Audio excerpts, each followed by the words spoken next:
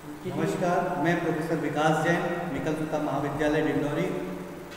आज के लेक्चर में हम देखेंगे रिप्रोडक्शन ऑफ इन एल्गी। तो सबसे पहले हम एल्गी के बारे में कुछ जानते हैं कि एल्गी होते क्या हैं और इनका कैसा जीवन होते हैं। एल्गी जो होते हैं वो यूनिसेलुलर, बाइसेलुलर, मल्टीसेलुलर हो सकते हैं। एल्गी जो होते हैं उनमें फिलामेंट्स पाए जाते हैं। एल्गी जो होते हैं वो ब्रांच्ड होते हैं और सबसे महत्वपूर्ण जो होता है वो एल्गी में क्लोरोफिल का पाया जाना। एल्गी में क्लोरोफिल पाया जाता है इसलिए ये ग्रीन होते हैं। इनमें क्लोरोफिल पाए जाने के कारण ये ऑटोट्रोपिक होते हैं, अर्थात ये भोजन स्वयं बनाने की कैपेसिटी रखते हैं। इनमें फ्लैजिला भी पाई जाती है।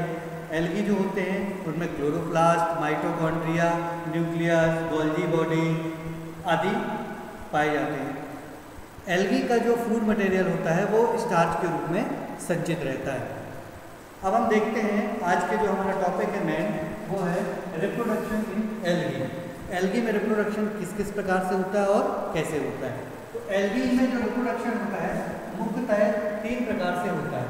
पहला हम देखेंगे इसमें जो होता है वो वेजिटेटिव रिप्रोडक्शन। Vegetative reproduction. दूसरा जो रिप्रोडक्शन होता है वो होता है एसेक्सुअल रिप्रोडक्शन।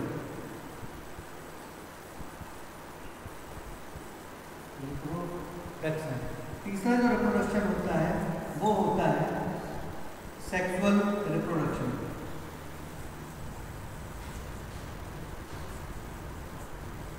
अर्थात एल्गी में 3 प्रकार का रिप्रोडक्शन पाया जाता है। अब मैं बताता हूँ कि वेजिटेटिव रिप्रोडक्शन क्या होता है। वेजिटेटिव रिप्रोडक्शन अर्थात जब किसी एल्गी का या एल्गी से रिलेटेड पौधे का वेजिटेटिव पार्ट मतलब उसका काइट पार्ट या उसका कोई अंग उससे टूटकर अलग हो जाता है और उससे फिर से पुनः नए फिलामेंट्स बनते हैं या नए थैलेमस बनते हैं, उससे नए एल्गी का निर्माण होता है। इसको बोलते हैं हम वेजिटेटिव रिप्रोडक्शन। आप सभी जानते हैं कि एल्गी ऐसा प्लांट होता है जिसमें जड़, तना, पत्ती नहीं पाई जाती, अर्थात उसकी जो बॉडी होती है वो थैलेमस होती है। तो इसमें जो नए थैलेमस का निर्माण होगा वो उसकी बॉडी के किसी अंग के टूटने से ही नए एल्गी का निर्माण होता है, वो वेजिटेटिव रिप्रोडक्शन के अंतर्गत आता है। अब हम देखते हैं कि वेजिटेटिव रिप्रोडक्शन जो है उसकी अनेक विधियाँ होती हैं।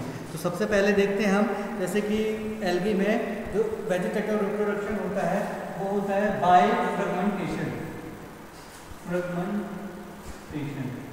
बाय फ्रेगमेंटेशन अर्थात किसी एल्गी का कोई खंड टूट के अलग हो जाता है और फिर उसी खंड से नए एल्गी का निर्माण होता है। इसको हम बोलते हैं बाय फ्रेगमेंटेशन, अर्थात एल्गी के अंग का टूटना और फिर उससे नए थैलेमस का निर्माण होना, ये कहलाता है बाय फ्रेगमेंटेशन। इसके बाद हम देखते हैं दूसरा जो होता है वो होता है बाय बडिंग। बाय बडिंग अर्थात एल्गी के में छोटी छोटी बड्स के समान कलिकाएं निकल आती हैं, उन्हीं बड्स कलिकाओं का टूट के एल्गी से अलग हो जाना और फिर उससे नए थैलेमस का निर्माण होना या यंग एल्गी का निर्माण होना, वो कहलाता है बाय बडिंग विधि के द्वारा एल्गी का वेजिटेटिव रिप्रोडक्शन। इसके अलावा हम देखते हैं कि अब एसेक्सुअल रिप्रोडक्शन क्या कहलाता है।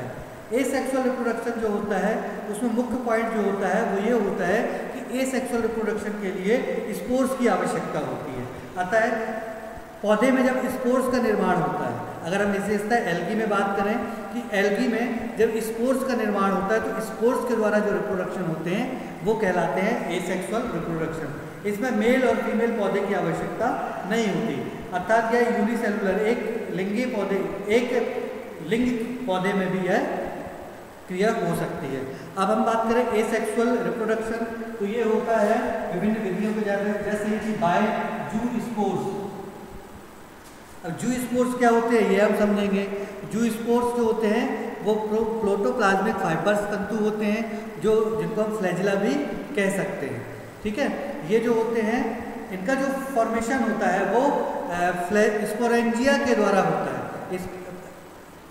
जू स्पोरेंजिया के द्वारा जू स्पोर्स का निर्माण होता है। हम देखेंगे कि इस प्रकार से आप एल्गी का देखेंगे तो यहाँ पे बहुत सारे स्पोरेंजिया पाई जाएंगी। ये इसी स्पोरेंजिया के माध्यम से जो है वो जूस्पोर्स का निर्माण होता है। और यही जूस्पोर्स विभिन्न परिस्थितियों में इनकी जो भित्तियाँ हैं वो फटती हैं, स्पोर्स बाहर निकलते हैं और स्पोर्स के बाहर निकलने से इनमें फिर इनके स्पोर्स के द्वारा नए थैलेमस, नए एल्गी की थैलेमस का निर्माण होता है। दूसरा हम देखते हैं कि एप्लेनोस्पोर्स। एप्लेनोस्पोर्स क्या होते हैं कि ये नॉन मोटाइल स्पोर्स होते हैं। एप्लेनोस्पोर्स जो होते हैं वो अचल होते हैं एक प्रकार से, जिनमें फ्लैजिला वगैरह नहीं पाई जाती, ये अचल होते हैं। इनका काम भी जूस्पोर्स की भांति ही होता है। एप्लेनोस्पोर्स जो होते हैं वो यूलोथ्रिक्स और बाउचेरिया वगैरह में इस विधि से जो है वो रिप्रोडक्शन पाया जाता है। अब मैं आपको एक डायग्राम बताता हूँ कि इस टाइप से एप्लेनोस्पोरेंजिया होती है। ये जो है वो एप्लेनोस्पोरेंजिया होती है। एप्लेनोस्पोरेंजिया से एप्लेनो, यही जो पोर्शन होता है वो टूट के विभिन्न परिस्थितियों में जब भित्ति इसकी फटती है, फटने के बाद ये बाहर निकलता है, तो इससे ऐसे एप्लेनोस्पोर्स का निर्माण हो जाता है। एप्लेनोस्पोर्स का निर्माण हो जाता है और फलस्वरूप यह नए थैलेमस का निर्माण करके विभिन्न प्रकार से ये नए एल्गी का फॉर्मेशन करते हैं। इसके अलावा एप्लेनोस्पोर्स के बाद हम देखें कि बाय एकाइनेट्स के द्वारा भी होता है। एकाइनेट्स जो है वो भी एसेक्सुअल रिप्रोडक्शन के अंतर्गत आता है। एकाइनेट्स में जो स्पोर्स होते हैं वो रेस्टिंग स्टेज में पहुंच जाते हैं। रेस्टिंग स्टेज में पहुंच जाते हैं और इनकी जो भित्तियाँ होती हैं वो मोटी हो जाती है। भित्ति मोटी होने के कारण इनकी झिल्ली जो होती है वो फट जाती है। फटने के बाद इसके जो स्पोर्स होते हैं वो बाहर निकलते हैं और फिर उससे पुनः नए एल्गी का निर्माण होता है। इस प्रकार यह हम देखेंगे कि एकाइनेट्स जो होता है वो क्लेडोफोरा वगैरह में ये इस प्रकार का रिप्रोडक्शन जो है वो पाया जाता है। इसके अलावा हम देखते हैं कि ऑटोस्पोर्स के द्वारा भी एसेक्सुअल रिप्रोडक्शन पाया जाता है। ऑटोस्पोर्स, जब एप्लेनोस्पोर्स का आकार मदर सेल्स के समान हो जाता है, जब एप्लेनोस्पोर्स का आकार मदर सेल्स के समान हो जाता है तो इसको हम क्या बोलते हैं? ऑटोस्पोर्स। इसमें भी वही होता है, फिर बाद में स्पोरेंजियम के अंदर से भित्ति फटने के कारण स्पोर्स बाहर निकलते हैं। स्पोर्स के बाहर निकलने के बाद स्पोर्स से नए थैलेमस का निर्माण होता है। क्लोरेला आदि में इस प्रकार का ऑटोस्पोर्स के द्वारा वेजिटेटिव रिप्रोडक्शन पाया जाता है। इसके बाद अगर हम देखें जो तीसरा प्रकार का हमारा जो रिप्रोडक्शन है वो है सेक्सुअल रिप्रोडक्शन। सेक्सुअल रिप्रोडक्शन में हम देखेंगे कि सेक्सुअल रिप्रोडक्शन जो है वो एल्गी में 3 विधियों के द्वारा होता है या 3 प्रकार से पाया जाता है। सेक्सुअल रिप्रोडक्शन के लिए हमें मेल और फीमेल गैमेट्स की आवश्यकता पड़ती है। तो सबसे पहले हम देखेंगे कि सेक्सुअल रिप्रोडक्शन जो एल्गी में होता है वो आइसोगैमस प्रकार का होता है। आइसोगैमस प्रकार का। आइसोगैमस में क्या होता है?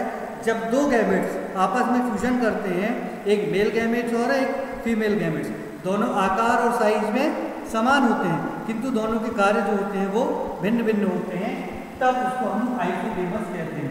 आप देखेंगे कि 2 जो एल्गी हैं ये हमने लिए हुए हैं, दोनों आकार और साइज में एक से होंगे लेकिन इनके जो है वो कार्य जो है वो भिन्न भिन्न होंगे। तो इस प्रकार से ये 2 एल्गी हैं, ये आपस में मिलेंगे इस प्रकार से, है ना।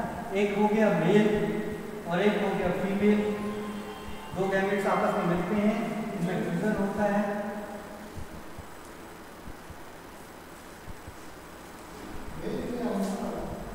इस प्रकार से फिर 2 नए एल्गी का निर्माण होता है। तो ये इस प्रकार से आप देख सकते हैं कि आइसोगैमस में जो 2 गैमेट्स आपस में मिलते हैं वो दोनों गैमेट्स कैसे होते हैं? आकार और साइज में